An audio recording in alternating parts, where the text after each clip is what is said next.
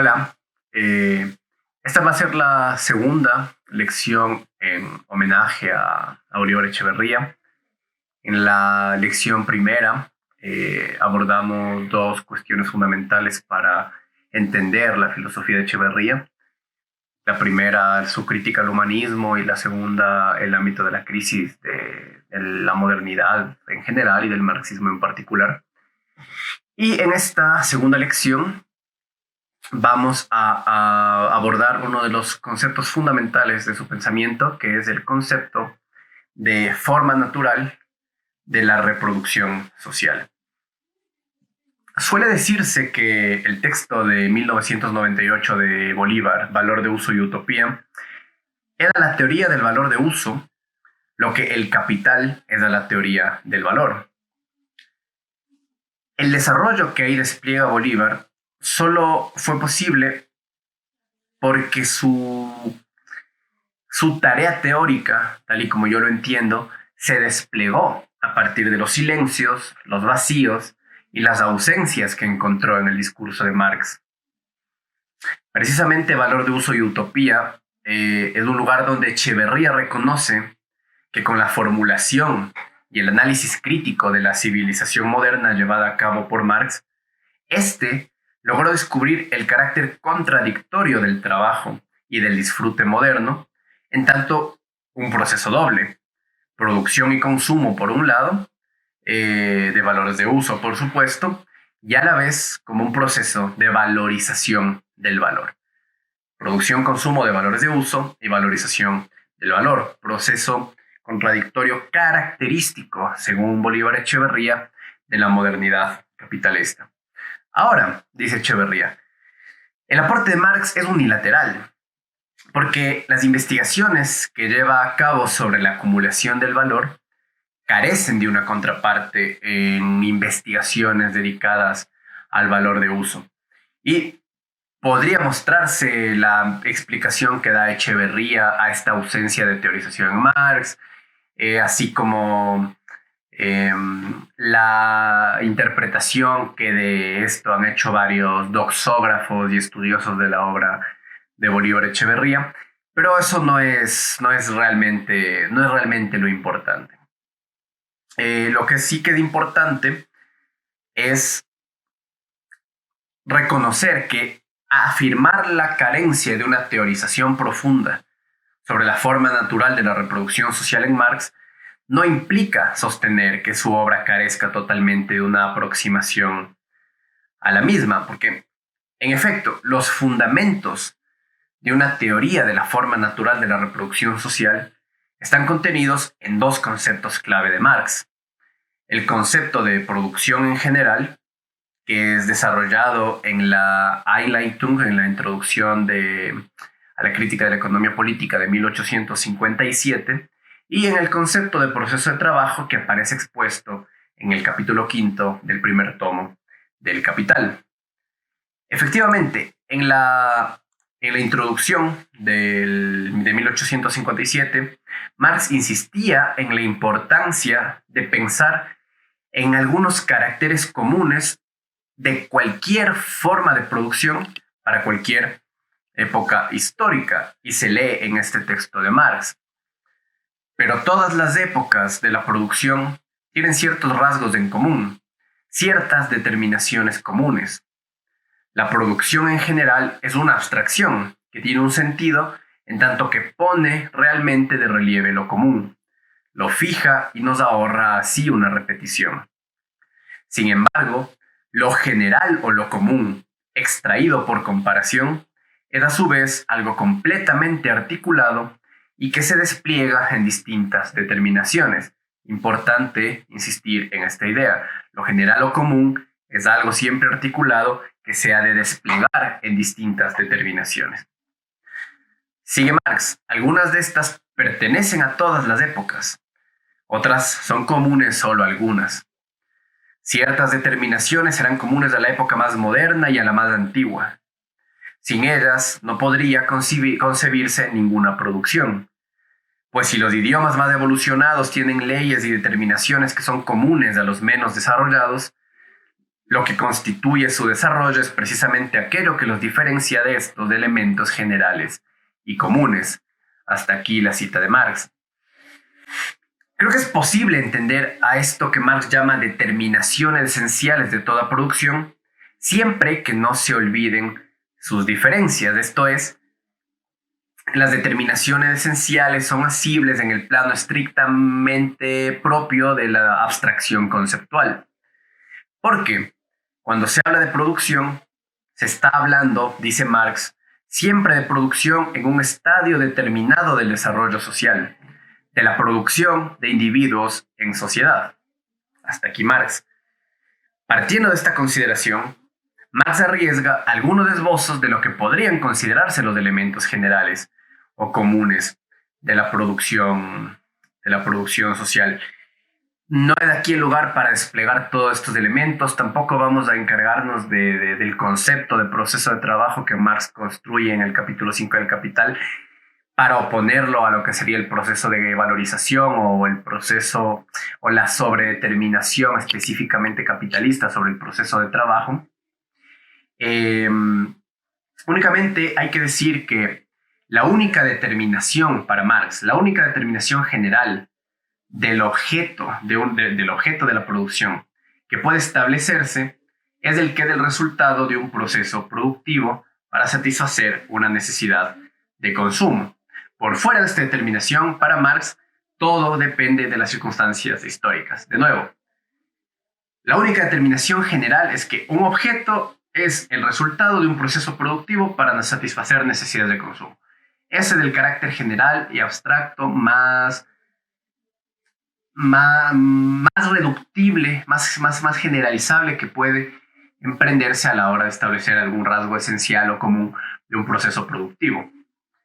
Dice Marx, el hambre es hambre, pero el hambre que se satisface con carne cocida, cuchillo y tenedor es un hambre muy distinta de la de aquel que devora carne cruda con ayuda de manos, uñas y dientes. La producción no produce únicamente objetividad, y esto es lo que quiero destacar, sino también estructuras objetivas de apropiación de la misma, es decir, un modo de consumo. La producción no produce solo el objeto, sino también las estructuras objetivas de subjetivación de ese objeto. Y en esa medida, por lo tanto, la propia producción produce una subjetividad. Eso es, un sujeto, en la medida en que no solo se encarga de crear un objeto para una necesidad, sino también una necesidad para un objeto. De este modo, dice Marx, la producción no solamente produce un objeto para el sujeto, sino también un sujeto para el objeto. Quiero destacar esta idea de Marx. No hay entonces un sujeto preexistente que luego entonces, ya cerrado y definido, se enfrente a un contingente objeto de consumo.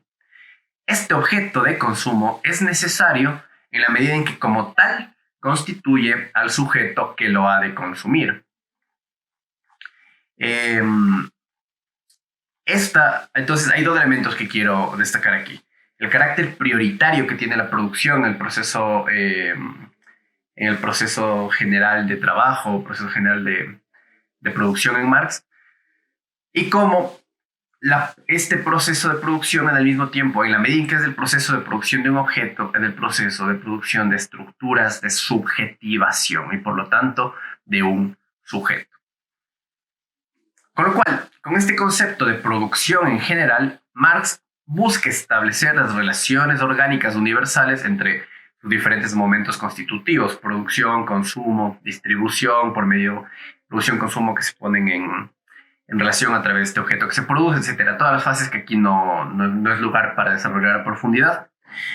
Pero sí decir que lo que le interesa es sugerir, al menos, que no desplegar, pero sugerir una teoría de la reproducción social en tanto producción y reproducción no solo de los objetos, sino también de los sujetos, al comprender que toda producción del objetivo supone una producción de sus estructuras de apropiación, es decir, de las formas dominantes de subjetividad de una época. De nuevo, toda producción del objetivo es también una producción de las formas dominantes de la subjetividad de una época. La teoría de la forma natural de la reproducción social de Echeverría es un intento de profundizar en este esbozo dejado por Marx, especificándolo, complejizándolo, pero también dotándolo de una particular dimensión ontológica, al sugerir justamente la capacidad de dar forma a esas relaciones entre la producción, la circulación y el consumo es lo específicamente constitutivo del ser humano. Con esto podemos pasar a plantear de modo muy general esta teoría de la reproducción social en en Echeverría.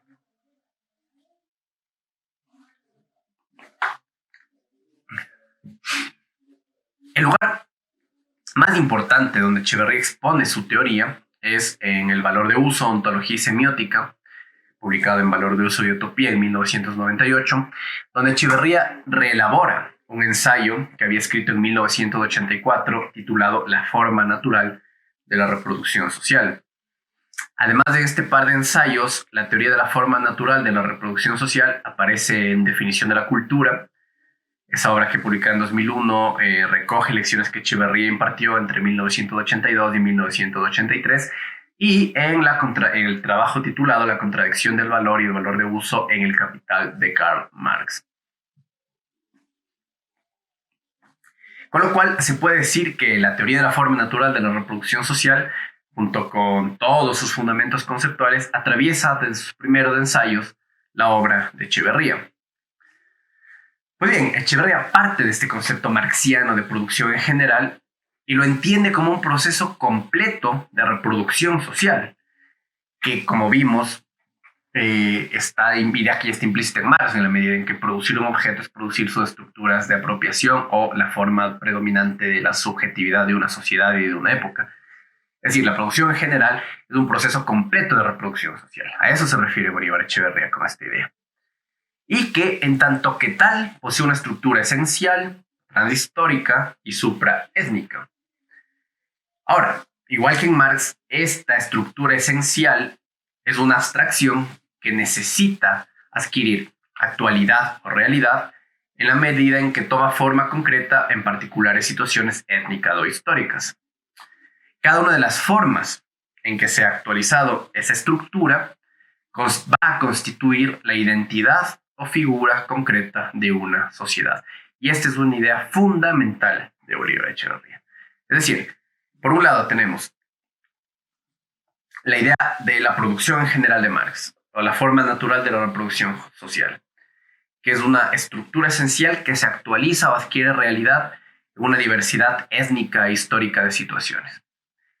Ese modo en cómo se actualiza o se lleva a realidad esa estructura esencial que es la forma natural de la reproducción social, constituye la identidad o forma, figura concreta de una sociedad. Esta es una idea que hay que mantener muy presente. Para Echeverría es importante dejar claro que la necesidad de teorizar sobre esta forma natural tiene que ver con la necesidad de dar cuenta de la forma específicamente capitalista de la reproducción social. Y en ese sentido, tiene permanentemente en cuenta la diferencia mencionada entre proceso de trabajo y proceso de valorización expuesta en el capital. ¿Por qué? Porque mientras las situaciones precapitalistas estaban caracterizadas por una formación simple de su estructura reproductiva, en el capitalismo esa estructura se vuelve doble y compleja, porque ya no responde únicamente al condicionamiento natural, es decir, étnico e histórico, sino también a lo que Echeverría llama un condicionamiento pseudonatural, que proviene de la organización económica convertida en sujeto, una idea que ya mencionamos en nuestra primera lección. Ya veremos que esta estructura de la forma capitalista de la reproducción social es donde se va a asentar o donde se va a poder localizar el concepto de enajenación de Bolívar Echeverría. Ahora, la primera particularidad que tiene que tenerse en cuenta de la teoría de la forma natural es que no parte únicamente de Marx, sino que trata de complementar a Marx. Primeramente con los fundamentos de lo que, como lo menciona el propio Echeverría, los fundamentos de la ontología fenomenológica del siglo XX. Y a partir de esa presencia de Sartre y Heidegger en concreto, que hace que para Echeverría su teoría de la forma natural de la reproducción social sea tan solo una variación del tema de la libertad, entendido como hecho característico de la vida humana.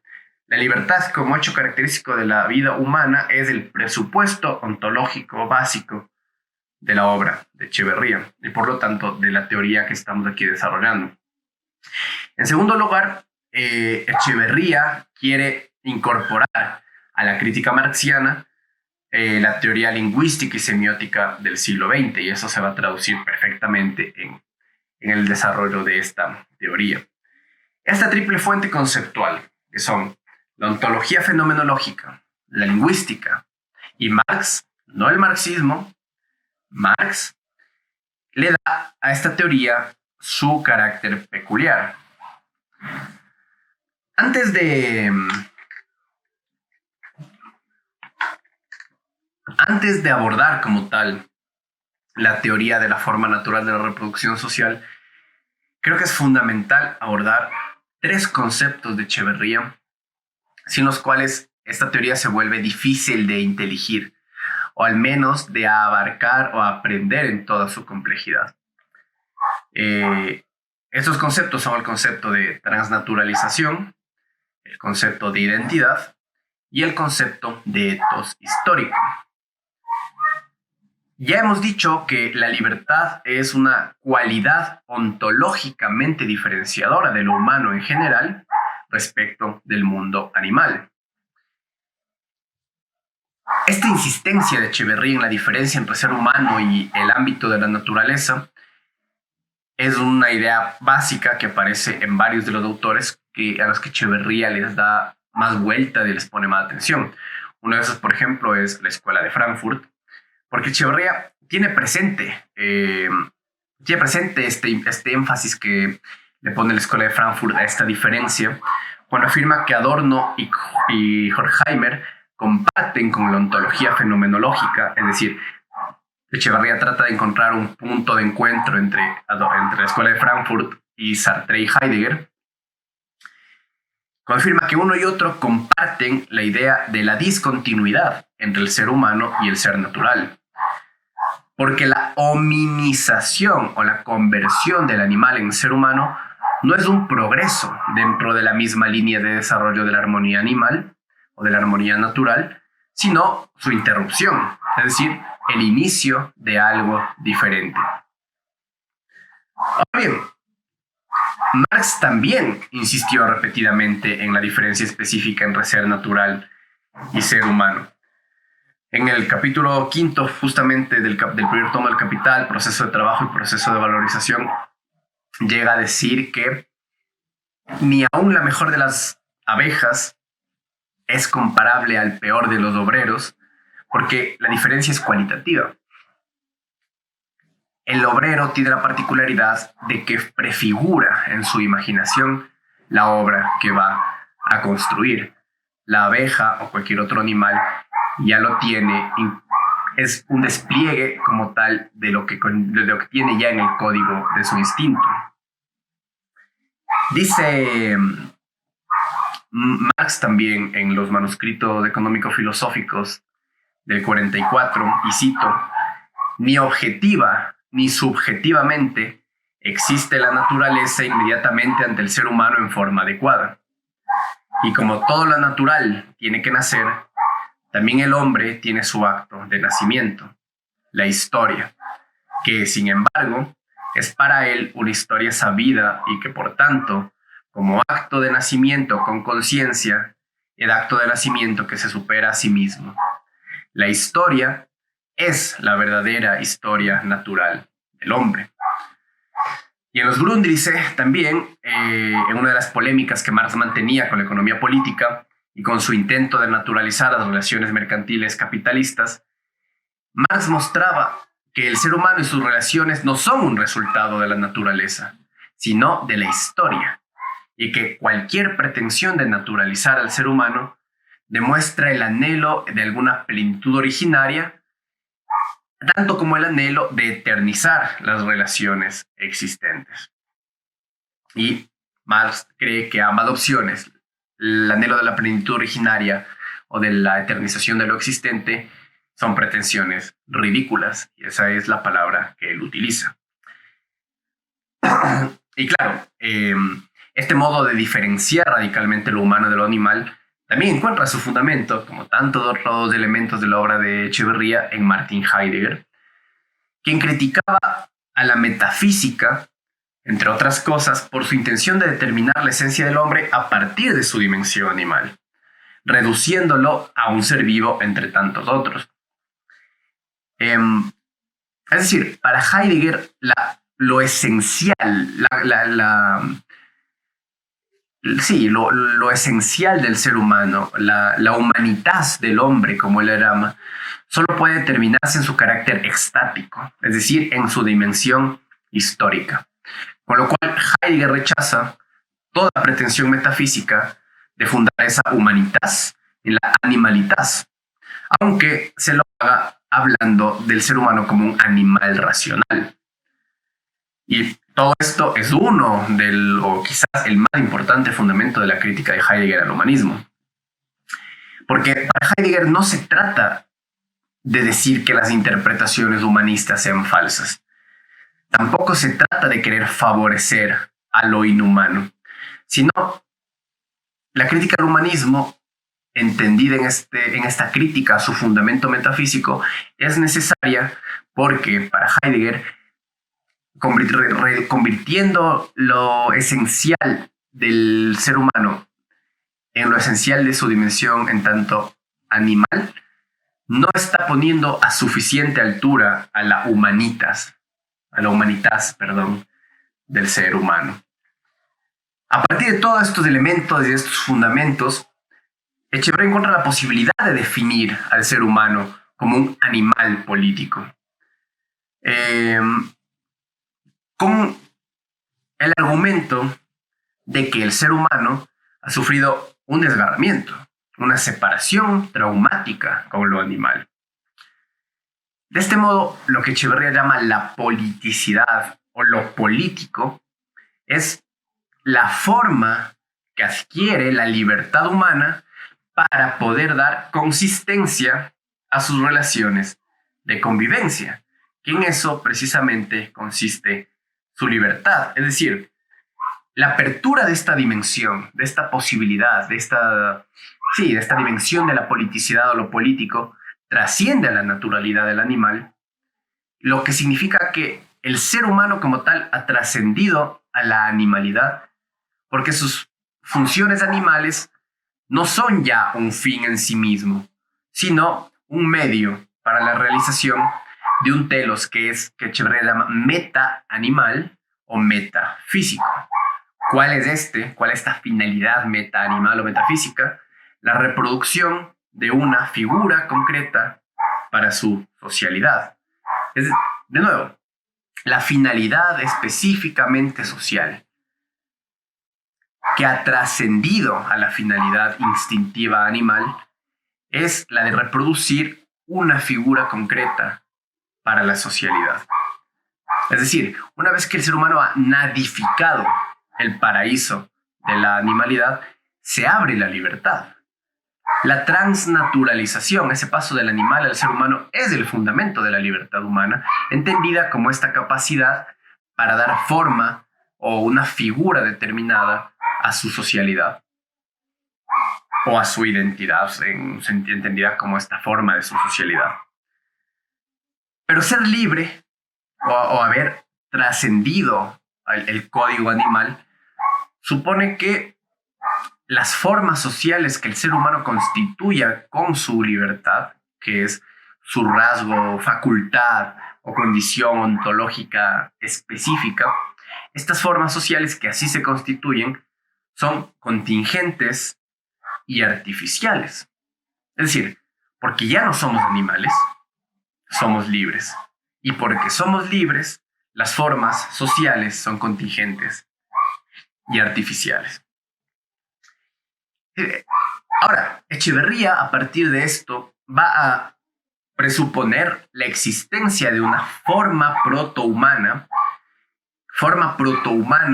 que va a ser el material, un material que se va a convertir en la sustancia a la que se le podrá dar la forma específicamente humana en el proceso de reproducción social. Esta forma protohumana, este material, esta sustancia, es el animal que alguna vez se fue.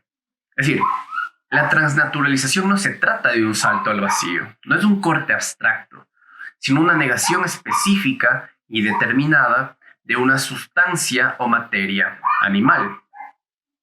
La reproducción de la materialidad animal es la portadora de la reproducción trascendente de la materialidad social, cuya figura concreta está entregada en cada caso por la libertad. De nuevo, la figura concreta de la materialidad social es dada, donada o entregada siempre por la libertad.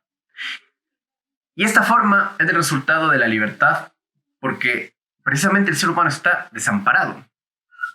No hay ninguna legalidad animal a partir de cuya organicidad o vigencia instintiva el ser humano pueda construir su identidad.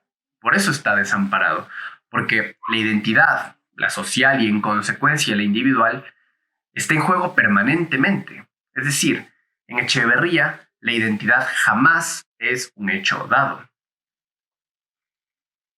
Lo que significa además que en Echeverría la identidad no es un núcleo sustancial o auténtico. Es decir, la coherencia interna de la identidad, es puramente formal y transitoria. Y quiero recalcar en esto, la consistencia de la identidad es transitoria.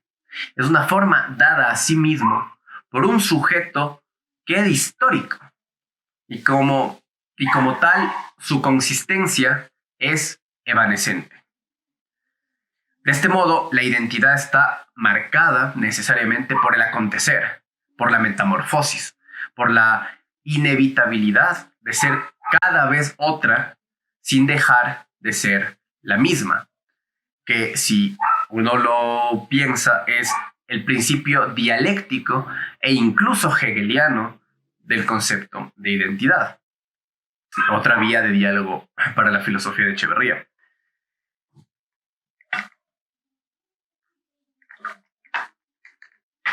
Este recurso a la hipótesis de un momento originario de hominización o transnaturalización me parece que tiene la virtud de recordar el inevitable carácter contradictorio y conflictivo de cualquier versión de lo humano.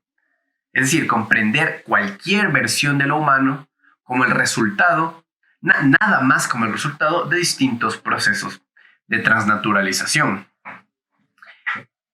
La transnaturalización es un proceso repetido, es una aventura traumática que necesariamente está siempre inconclusa. La trascendencia de la naturaleza para Echeverría siempre es dialéctica, es decir, trascender a la naturaleza siempre es un proceso de negación determinada que conserva a lo animal en esa transformación.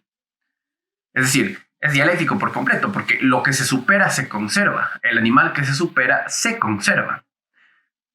Por lo que necesariamente lo humano mantiene permanentemente vivo o viva esa contradicción que define la situación del humano como tal. Esa contradicción entre el animal que fue y el humano que está siendo. Así pues, la diversidad de las formas del humano se explica por la diversidad de actos de transnaturalización. Es decir, importante, Echeverría no piensa en un solo acto transnaturalizador, sino en una serie de actos de transnaturalización, cada uno de los cuales funda un pacto étnica e históricamente particular con ese animal que se pudo seguir siendo. Y este es el fundamento de la diversidad de identidades humanas, tal y como las entiende Echeverría. Porque hay tantas identidades humanas como episodios de humanización neolítica. Hay tantas formas de inaugurar el comportamiento en libertad como escenas particulares del salto cualitativo que Echeverría llama politización del animal o apertura del universo semiótico. Y quiero insistir en esto. Transnaturalización, la apertura de lo humano.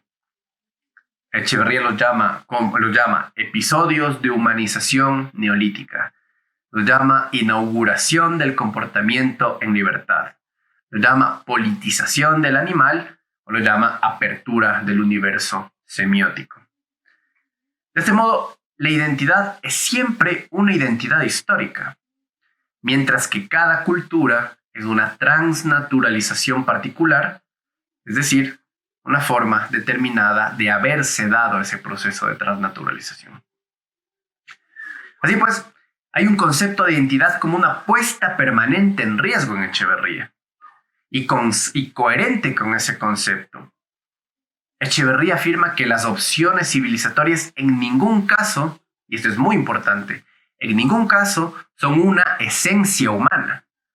Y por eso no se puede decir, como hacen algunos de los intérpretes de Echeverría, no se puede decir que a Bolívar Echeverría lo interese algo así como lo esencial o lo propio o lo auténtico, por ejemplo, de la identidad latinoamericana. Eso no tiene ningún sentido en la obra de Bolívar Echeverría, porque la identidad no se trata de una esencia, sino del resultado de compromisos históricos de muy larga duración, y aquí se transparenta la influencia de Fernán Braudel en Echeverría, compromisos históricos de muy larga duración que trazan los rasgos generales de una identidad o individualidad concreta. De nuevo, la identidad no viene de una esencia, sino de un compromiso histórico que por lo tanto es contingente. Es un compromiso de mantener y cultivar la forma peculiar que se logró con la transnaturalización. Es decir, la forma social natural atraviesa por una historia que es la sucesión de fidelidades y traiciones a ese compromiso originario. Y en eso también hay que insistir, porque no es una esencia que la determine, porque no es solo una esencia de la que las formas concretas serían puro despliegue y epifenómeno, se puede decidir traicionar o ser fieles a una identidad. De este modo, se explica la experiencia constitutiva de contingencia y finitud de la vida humana. Y si es que una experiencia constitutiva de toda vida humana es la experiencia constitutiva de la socialidad humana como tal. Siendo así, y partiendo de la idea de la contingencia y la finitud de toda forma de socialidad humana, Echeverría considera que todo compromiso histórico con una identidad produce lo que en definición de la cultura llama un ethos elemental. El ethos elemental es un concepto para pensar la posibilidad de que la vida humana neutralice esa experiencia de carencia de fundamento que en principio debería ser ineludible. Es decir, la experiencia de contingencia, el desarraigo del que hablábamos con Heidegger en la lección anterior, logra concentrarse solo en los momentos catastróficos o virulentamente políticos que exigen la refundación o reinvención de la figura concreta de la socialidad. Y eso también lo vimos precisamente en la lección pasada. La experiencia del desarraigo, la claridad de la contingencia de las formas de lo humano se concentran en los momentos catastróficos o críticos. Todo el resto del tiempo está operando el ethos elemental. Y cuando opera el ethos elemental, la forma de la socialidad vigente puede ser vivida como si tuviera una vigencia absolutamente necesaria, es decir, como una segunda naturaleza. Este concepto de ethos elemental es el concepto que va a dar lugar al concepto de ethos histórico, que va a ser el fundamento de la teoría de los 4 ET de la modernidad capitalista. Y aquí quiero insistir en la siguiente idea. Cada forma de socialidad tiene un ethos elemental. Y por eso, cada ethos es histórico. Con lo cual, el ethos histórico acompaña a toda forma de lo humano Y por lo tanto, el cuádruple ethos de la modernidad capitalista tiene que ser entendido primeramente como una forma histórica del ethos elemental. Es decir, el ethos elemental, por decirlo en un sentido heideggeriano, es una forma de precomprensión del ser con la cual se nos desocultan de determinada manera los entes. Y sobre esta idea vamos a volver, sobre esta relación entre ethos histórico, ethos elemental, ethos histórico y ethos de la modernidad capitalista. Ahora, Echeverría considera que la virtud de su concepto de ethos histórico es que es ambiguo. Contrario a eso, antes de ser un problema, es una virtud.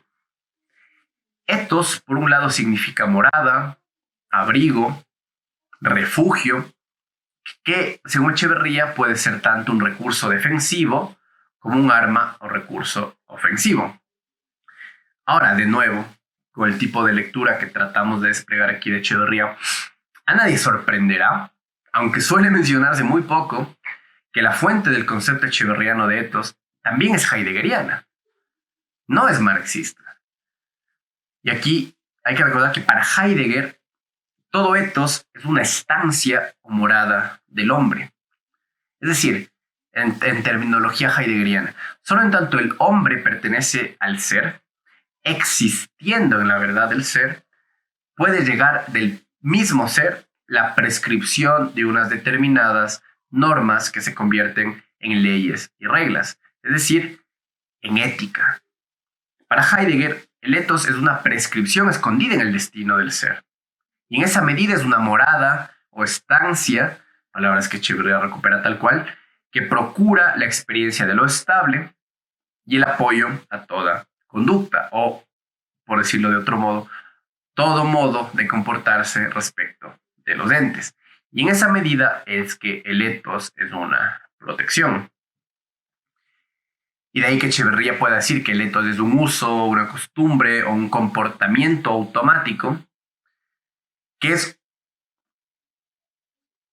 es tanto una presencia del mundo en nosotros que nos protege de la necesidad de descifrar ese mundo a cada paso, pero es también un carácter, una personalidad individual, es un modo de ser. Es decir, también es una presencia de nosotros en el mundo que nos obliga a tratarnos de cierta manera. Es decir, el ethos es tanto la presencia del mundo en nosotros como la presencia de nosotros en el mundo. Es decir, el ethos histórico está ubicado tanto en el sujeto como en el objeto, en el mundo. Es un comportamiento social estructural. Es un principio de construcción del mundo, de la vida, a partir del cual se intenta hacer vivible lo invivible. Lo invivible que es como tal la propia vida humana, siendo la vida bajo el capitalismo una versión, nada más una versión peculiar de eso invivible. Ahora, para Echeverría, el ethos es idéntico a la cultura, de forma, casi cada forma concreta del humano tiene una cultura, porque tiene un ethos. El ethos, en tanto cultura, es la forma histórica y étnicamente especificada con la que busca resolver la forma particular de la contradicción constitutiva de lo humano, abierta por la transnaturalización. Y aquí creo que es importante mencionar que, en mi opinión, muchos han errado al comprender el concepto de ethos histórico, en la medida en que han querido verlo no como idéntico al concepto de cultura, es decir, no como estrategia necesaria y cada vez singular, destinada a lidiar con la contradicción ontológicamente fundante de las formas de lo humano, esta contradicción ontológicamente fundante que es la que se da entre la sustancia animal y la forma social humana, y han querido hacer del ethos histórico una categoría que describiría un horizonte de vida, un refugio o una segunda naturaleza necesaria únicamente para poder vivir la contradicción del capitalismo entre valor de uso y valor que se valoriza. Es cierto que el étodo es histórico, es decir, es una actualización particular de la necesidad de hacer vivible lo invivible, de la contradicción ontológica fundamental. Y en esa medida hay formas, o sea, es perfectamente cierto que hay formas específicamente moderno-capitalistas de vivir esa contradicción. Porque en realidad, en la modernidad capitalista, esa contradicción ontológica está intervenida o sobredeterminada por la contradicción específicamente capitalista, que es la que se da entre valor y valor de uso. Quiero repetir esta idea. La contradicción ontológica fundamental que se da entre la sustancia animal y la forma social humana es la contradicción constitutiva, con lo cual el étodo histórico está siempre destinada, en primer lugar, a hacer vivible lo invivible de esa propia contradicción. Lo que se debe decir es que sobre esta primera contradicción originaria se superpone, o contradicción ontológica, como creo que debe ser llamada, se superpone o es intervenida o está sobredeterminada por la contradicción específicamente capitalista. Sin embargo, ello no altera el carácter general abstracto del concepto de étodo histórico, que supone que cualquier forma de socialidad produce una cultura, esto es, una forma de etos que vuelve espontáneos determinados comportamientos. Es decir, que hace de la figura social existente una figura y un refugio gracias al cual la vida no requiere ser descifrada a cada segundo. Se trata, en primer lugar, en un sentido ontológico u originario, se trata de hacer vivible lo invivible de la condena humana a la libertad. Libertad que tiene por condición precisamente esa escisión respecto de una animalidad que condena al ser humano a tener que darse siempre de una forma social, política y cultural, es decir, una identidad concreta. La contradicción propia de la modernidad capitalista, de este modo, interviene decisivamente sobre esa libertad, que es idéntica a la contradicción misma de lo humano. Y creo que es el modo en el que tiene que entenderse el concepto de etos elemental, de etos histórico y luego los etos. Es decir, los cuatro etos de la modernidad capitalista tienen que entenderse como formas históricas de etos para la modernidad capitalista, pero no como el fundamento exclusivo del concepto de etos, que es un fundamento, como repito, ontológico u originario. Hasta aquí la primera parte de esta segunda lección. En la siguiente parte de esta segunda lección, la he dividido en dos partes por su extensión, ya nos ocuparemos en concreto de la teoría de la forma natural de la reproducción social.